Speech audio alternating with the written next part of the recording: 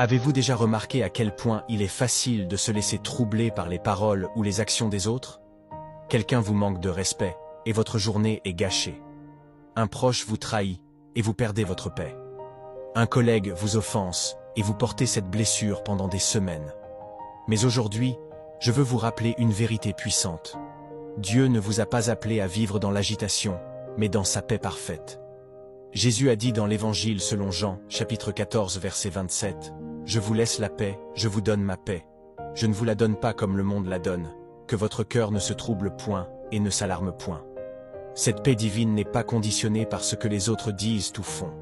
Elle vient de votre relation avec Jésus-Christ. Vos émotions sont sous votre contrôle avec l'aide de Dieu. Trop souvent, nous vivons comme si nos émotions étaient entre les mains des autres. Quelqu'un nous critique, et nous sommes blessés. Quelqu'un nous rejette, et nous nous sentons insignifiants. Mais la parole de Dieu nous enseigne autre chose. Le livre des Proverbes, chapitre 4, verset 23 nous exhorte. « Garde ton cœur plus que toute autre chose, car de lui viennent les sources de la vie. » Personne ne peut verser de l'amertume ou de la colère dans votre cœur sans votre permission. Si ces choses prennent racine, c'est parce que nous les avons laissées entrer.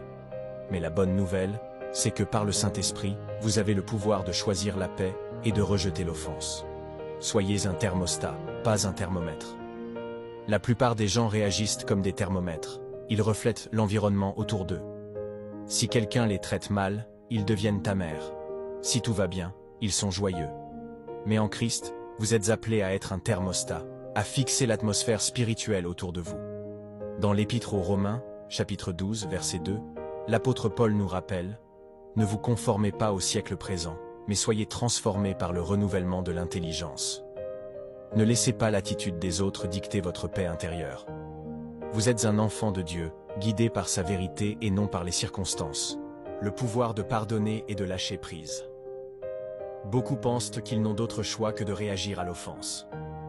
Pourtant, Jésus nous a montré un autre chemin, celui du pardon. Même sur la croix, dans la douleur et l'injustice, il a prié. « Père, pardonne-leur, car ils ne savent ce qu'ils font. » Évangile selon Luc, chapitre 23, verset 34. Quand vous choisissez de pardonner, vous brisez les chaînes de l'amertume et vous permettez à la paix de Christ de régner dans votre cœur. Pardonner ne signifie pas excuser le mal, mais refuser de laisser ce mal vous emprisonner. Comment reprendre le contrôle de vos émotions avec Dieu? 1.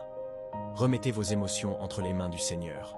Première épître de Pierre, chapitre 5, verset 7, nous dit « Déchargez-vous sur lui de tous vos soucis, car lui-même prend soin de vous. »